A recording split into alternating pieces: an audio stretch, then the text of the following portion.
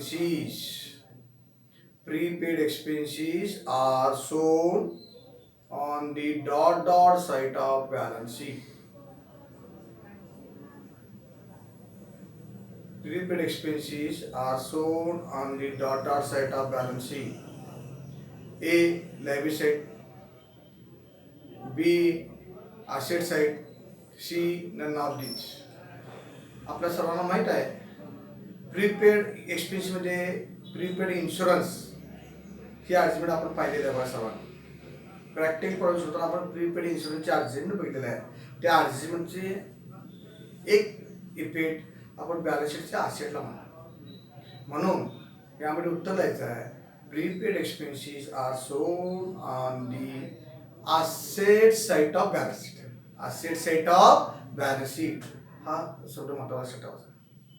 त्यानंतर प्रश्न आहे income received in advance.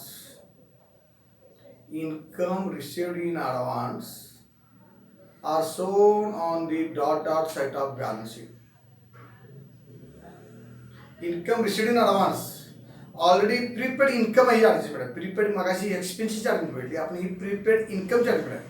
Received in advance advance म्हणजे प्रीपेड इन्कम आहे. प्रीपेड इन्कम असेल तर लायबिलिटी साइड ऑफ बॅलन्स शीटला उत्तर द्यायचं. उत्तर घालायचं liability side of balance sheet. आणि प्रीपेड एक्सपेन्स असेल तर asset side of balance sheet. हा फरक लक्षात ठेवा. त्या दोन्हीपैकी एक प्रश्न आपल्या एकमध्ये करू. त्यानंतर प्रश्न आहे the interest on drawing of partners are transfer to account.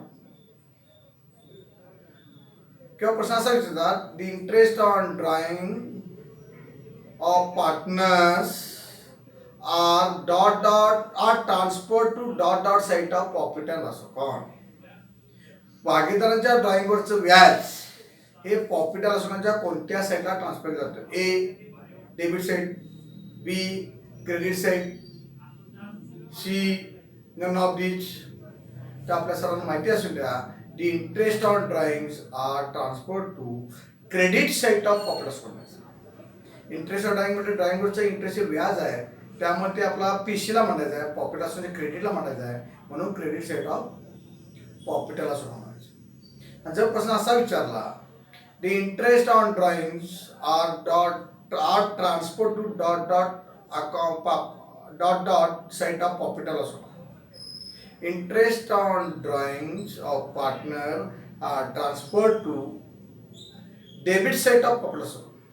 Interest on capital profit लॉसच्या डेबिटला मांडायचं आणि इंटरेस्ट ऑन ड्रॉइंग्स हे प्रॉफिट अँड लॉसच्या क्रेडिट साईडला मांडणे. अशा पद्धतीने हे दोन प्रश्न एकमेकांना आपण तुम्हाला सांगितलेले आहे. मग अशी प्रीपेड एक्सपेन्सचा प्रश्न येतात. प्रीपेड एक्सपेन्स म्हटलं की asset side of balance. Income received in advance म्हणलं तर लायबिलिटी साइड ऑफ बॅलन्स. हे चार प्रश्न आपल्या इथं कव्हर होतात. आणि या ठिकाणी हे मल्टिपल चॉईसचे जेवढे महत्त्वाचे प्रश्न आहेत ते तुमच्यासमोर या ठिकाणी मांडलेले आहेत, दिलेले आहेत, समजावून दिलेले आहेत. आता यानंतर आपण पाहणार आहोत क्वेश्चन नंबर 1 म्हटला थेरी क्वेश्चन आहे whether the statement true or false. खाली विधान बरोबर की चूक सांगा. बरोबर की चूक ते सांगा. Whether the statement true or false असा प्रश्न विचारतात.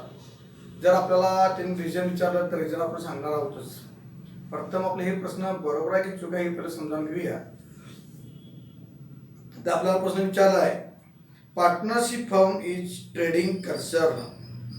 Partnership firm is trading concern. जे भागीदारी कंपनी हे व्यापारीशी संबंधित आहे ते विधान बरोबर आहे. True. The statement is true.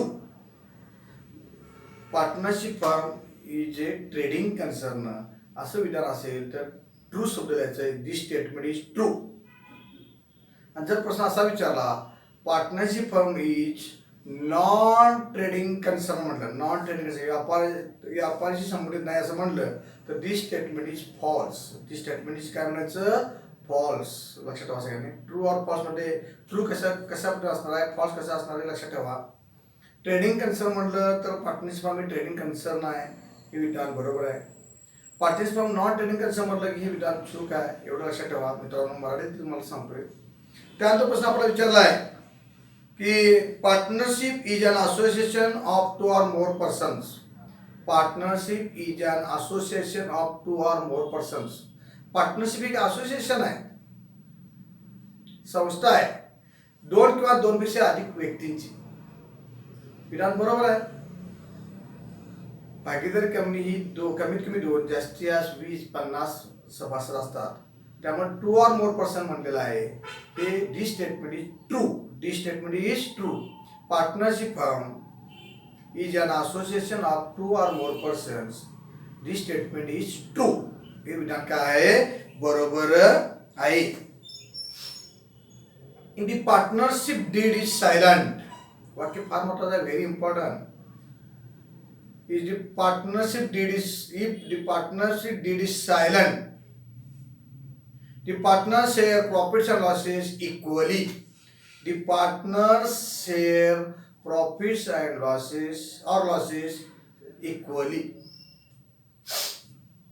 If the partnership deed is silent म्हणजे शांत नव्हे. सायलेंट म्हणजे इथं भागीदारी करारात दिलेला करारामध्ये काय नमूद केलेलं नाही आहे. डीड म्हणजे करार, DEED, डीड. पार्टनरशिप डीड भागीदारी करार हा जर केलेला नसेल नफा तोटा वाटण्यासंदर्भात, तर दी partner share profits or loss equally. तर भागीदार काय करतात, येणारा नेट प्रॉफिट येणारा नेट लॉस हा समान वाटून घेतात, इक्वली वाटून घेतात. हे विधान बरोबर आहे. This statement is true. This statement is true. वाक्य विधान फार महत्वाचं आहे बघा. If the partnership deed is silent, the partners share profits or losses equally. This statement is true. There is no limit of maximum number of partners in firm. There is no limit of maximum number of partners in a firm. भागीदारी कंपनीमध्ये maximum किती members पाहिजे याचे limit नाही म्हणतात. तर असं होत नाही, लिमिट हे असतंच. त्यामुळे हे this statement is false. This statement is false. हे विधान चूक आहे. There is no maximum limit of maximum number of partners in a firm. हे विधान चूक आहे. हे विधान काय आहे, चूक आहे. Partnership agreement must be in return form. Partnership agreement must be in return form. Return म्हणजे लेखी नमुन्यामध्ये भागीदारी करार असला पाहिजे. Partnership agreement must be in return form. This statement is true. हे विधान काय आहे, बरोबर आहे. Partnership agreement must be in return form. This statement is true. अशा पद्धतीने आपल्याला हे प्रश्न अशा पद्धतीने असणार आहेत. For example, the liability of minor partner is unlimited. The liability of minor partner is unlimited म्हणलेलं आहे. मायनर म्हणजे लहान भागीदारांची देणी ही मर्यादित असतात, अनलिमिटेड असत नाही. This statement is false. This statement is false. Next, partner must share profits and losses equally. काय वाक्य बघा, partners must share profits and losses equally. भागीदार नेहमी येणारा नफा किंवा तोटा समान वाटून घेतात असं विधान म्हटलेलं आहे. तर हे विधान चूक आहे. This statement is false. भागीदारांचा येणारा नफा किंवा तोटा कशा पद्धतीने वाटून घ्यायचा हे ॲग्रीमेंटमध्ये पार्टनरशिप डीडमध्ये रेशो दिलेला असतो. 3:2, 2:1, 1:2 असे रेशो दिलेले असतात. त्यामुळे हे जे विधान आहे चूक आहे मित्रांनो, लक्षात ठेवा. Interest on capital is an income of the firm. The interest on capital is an income of the firm. कॅपिटलचं व्याज हे कंपनीचं इन्कम असं म्हणतात. हे विधान चूक आहे. व्यवसायातला जे भांडवल आपण वापरतो त्या भांडवलाला आपल्याला काही वेळेला बँकेला वगैरे व्याज द्यावं लागतं. हे व्यवसायाच्या दृष्टिकोनातून एक्सपेन्सेस आहे, लॉसेस आहे, इन्कम नाही आहे. म्हणून so this statement is false. The interest on capital is an income of the partnership firm. असं विधान दिलं असतं तर दिस स्टेटमेंट इज फॉल्स. अशा पद्धतीनं ट्रू ऑर फॉल्सचे प्रश्न आपण थोडे बघितलेले आहेत. थिअरी क्वेश्चन अभ्यास करणं थोडं जरा अवघड वाटतं जरा मराठी मीडियमच्या विद्यार्थ्यांना, परंतु हे महत्त्वाचे आहेत. प्रत्येक एका प्रश्नाला 1-1 मार्क मिळत जाणार आहे. आपला पहिला प्रश्न अशा पद्धतीने 20 मार्काचा आहे. तर आज आपण आता ट्रू ऑर फॉल्सचे थोडे प्रश्न बघितलेले आहेत. राहिलेले प्रश्न आपण पुढल्या लेक्चरमध्ये बघणार आहोत. आणि या ठिकाणी आपण थांबतोय. धन्यवाद.